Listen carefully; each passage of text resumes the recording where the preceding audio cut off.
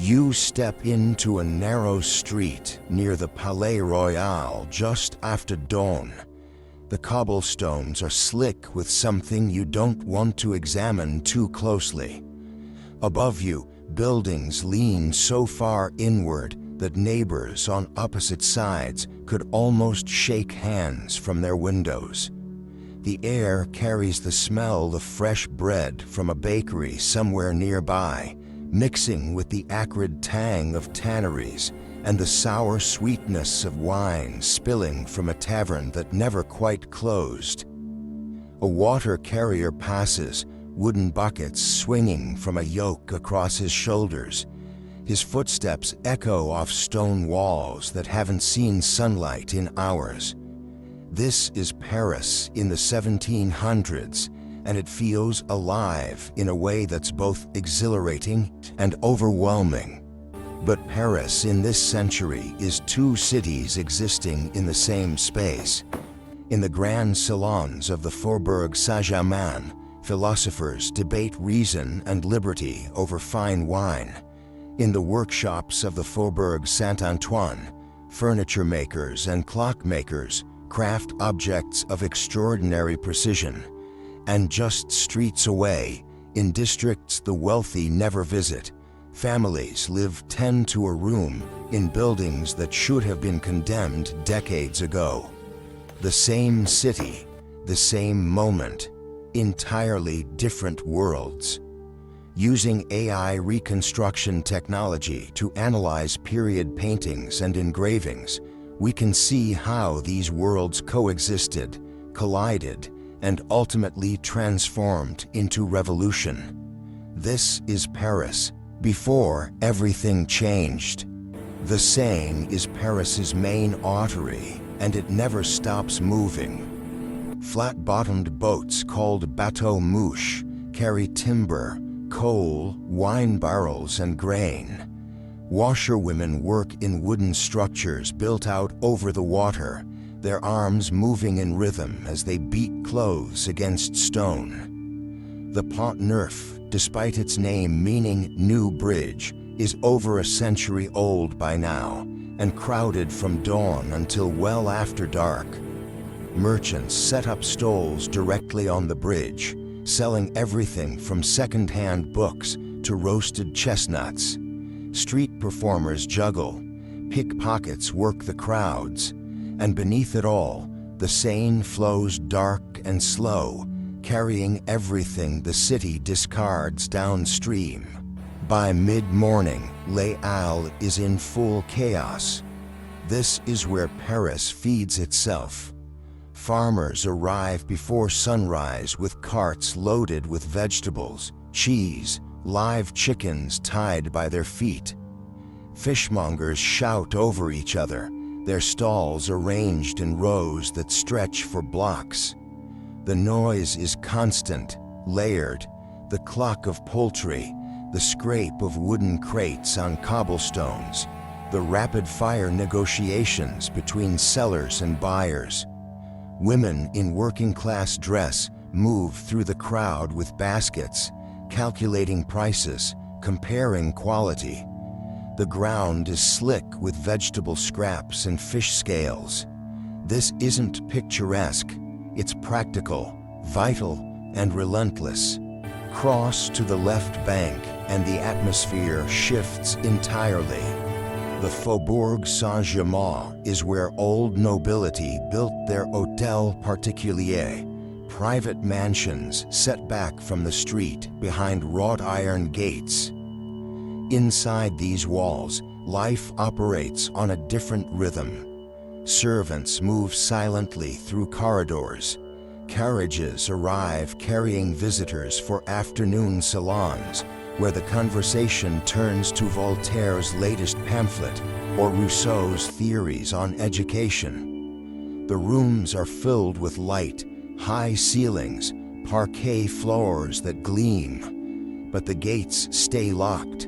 The street outside remains separate, a buffer between privilege and everyone else. Meanwhile, in the Café Procop on the Rue de l'Ancienne Comédie, a different kind of gathering is taking place. Coffee arrived in Paris in the previous century, but by the 1700s, cafés have become centers of intellectual life. Men sit at small tables, newspapers spread before them, arguing about politics, science, and the nature of government. The Café Procope attracts writers, actors, and philosophers. Diderot comes here, so does D'Alembert. The conversations are heated, sometimes dangerous. Ideas that challenge royal authority are discussed openly, though carefully. The owner keeps wine flowing and pretends not to listen too closely. East of the Bastille, the Faubourg Saint-Antoine is Paris's workshop district. Here, skilled craftsmen produce the furniture, clocks, and decorative objects that fill the mansions across the river. The workshops are narrow, built into ground floors with living quarters above. Inside, master craftsmen work alongside apprentices, teaching techniques passed down through generations. The smell of wood shavings, varnish, and metal polish fills the air. A cabinet maker bends over an intricate marquetry pattern, placing tiny pieces of exotic wood with tweezers. Precision matters here. Reputation is everything. These craftsmen are proud, independent, and increasingly aware of their value. But for most Parisians, home is nothing like a workshop or a mansion. In the dense neighborhoods north of the river, families rent single rooms in buildings that climb 5 or 6 stories. The staircases are narrow, dark, and steep. The higher you climb, the cheaper the rent. On the top floors, under the roof, entire families live in spaces barely large enough for a bed and a small stove. Water must be carried up from the street. Chamber pots are emptied out the window in the morning. Privacy doesn't exist. Sound travels through thin walls. Disease spreads quickly. Yet people make lives here, raise children, celebrate marriages, mourn losses. They adapt. The gardens of the Palais Royal offer something rare in Paris: open space. By the 1780s, this will become one of the most politically charged locations in the city, but earlier in the century, it's simply where different social classes temporarily mix. Aristocrats stroll along tree-lined paths. Servants sit on benches. Street vendors sell pamphlets and sheet music. The arcades surrounding the gardens house shops selling luxury goods, bookstores, and printing presses. It's public in a way most of Paris is not. You can walk here, observe, be seen. For a few hours, the rigid boundaries of French society become slightly more permeable. Entertainment in Paris means theater, and by the 1700s, the city has several competing venues. The Comédie Française performs classical tragedies and Molière. The opera stages elaborate productions with machinery, costumes, and imported singers. Theater is not just entertainment, it's social display. The audience is part of the performance. People arrive to see and be seen, to gossip, to make deals. The pit is crowded, rowdy, sometimes dangerous. The boxes above are reserved for nobility, carefully positioned for maximum visibility. On stage, actors perform under candlelight, their voices trained to project over the noise. The show doesn't truly begin until the audience settles, which can take an hour. After dark, Paris changes. The streets empty quickly. Lighting is minimal, mostly torches carried by those who can afford link boys, young men hired to guide pedestrians through the unlit streets. The city employs a small watch, men with lanterns and clubs who patrol designated routes, but their presence is inconsistent. Crime is common enough that most people simply avoid being outside after dark. Taverns stay open late, their doorways spilling yellow light onto cobblestones. Inside, wine is cheap, the conversation loud, and the clientele mixed. These are spaces where social rules relax, where information is traded, and where Paris's underworld meets its working class. In select homes across Paris, the salon has become a uniquely French institution. These are private gatherings, usually hosted by women of means and education, where intellectuals, artists, and politicians meet to discuss ideas. Madame Geoffroy hosts one of the most influential salons of the century. Conversation is the art form. Topics range from literature to natural philosophy to political theory. These gatherings are where the Enlightenment happens in practice, where abstract ideas are tested, debated, and refined. The host guides the discussion, introduces newcomers, and maintains a delicate balance between free expression and social propriety. Power in Paris is not only political, it's also intellectual, and these rooms shape both. Beneath all this culture and conversation runs a constant anxiety: bread. Paris consumes enormous quantities of grain, and the price of bread determines whether families eat or go hungry. The Olé Blé, the grain market, is where supply and demand meet visibly.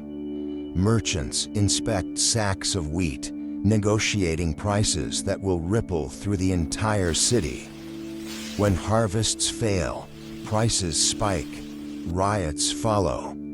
The monarchy knows this and tries to regulate the market, but control is imperfect. Bad weather, poor roads, speculation, all of it affects the price. And on the streets, bakers post their prices daily, watched closely by customers who know exactly how much bread they can afford. Paris operates in the shadow of Versailles.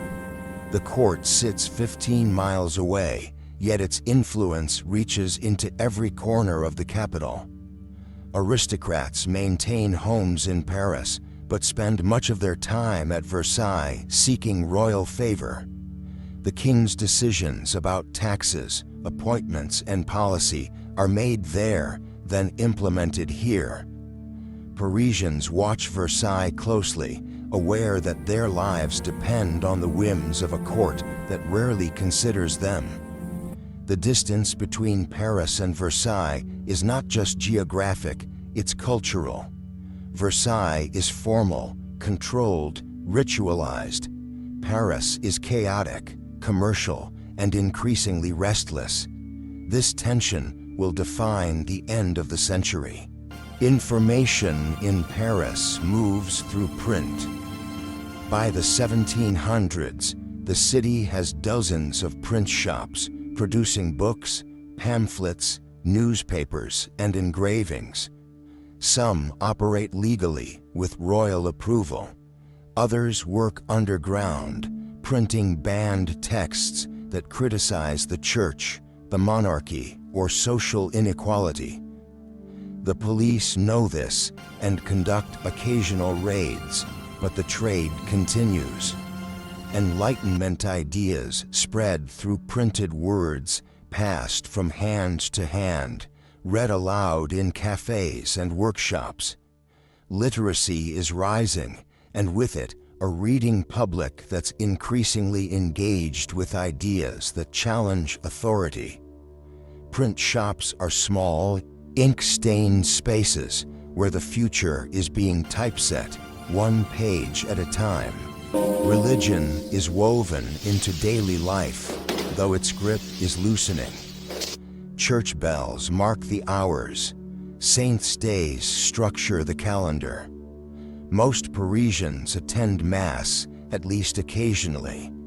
The Church provides charity, education, and moral authority. But it also holds enormous wealth, and that wealth is increasingly resented. Monasteries own vast properties. Bishops live in luxury. And as Enlightenment ideas spread, more people begin questioning whether the Church's power serves God or itself. In working-class neighborhoods, people still cross themselves when passing a church, but they also complain about tithes, about priests who don't visit the sick, about institutions that seem distant from their struggles. Faith remains, but doubt is growing. As evening arrives, Paris becomes a city of contrasts once more. In the western neighborhoods, carriages begin their routes to dinner parties and theater. In the eastern districts, workers return home, tired, hungry, calculating whether their wages will stretch to the end of the week. The streets are crowded again, filled with people moving between worlds that rarely acknowledge each other. Vendors pack up their stalls. Lamplighters begin their rounds, though there are never enough lamps. The city smells of smoke, cooking, animals, humanity packed tightly together. And above it all, church bells ring the hour, marking time in a city that's running out of patience. Paris in the 1700s was a city building toward something it couldn't yet name. The salons debated liberty, the workshops demonstrated skill, the markets revealed inequality. The streets carried all of it, side by side, overlapping, colliding. Within a few decades, this tension would explode into revolution, and Paris would never be the same. But for now, in these years before everything changed, the city was simply living, adapting, pushing forward. Thousands of individual lives, each making small choices, each contributing to a transformation they couldn't fully see. What other cities or moments in history would you want to see reconstructed? Let us know in the comments.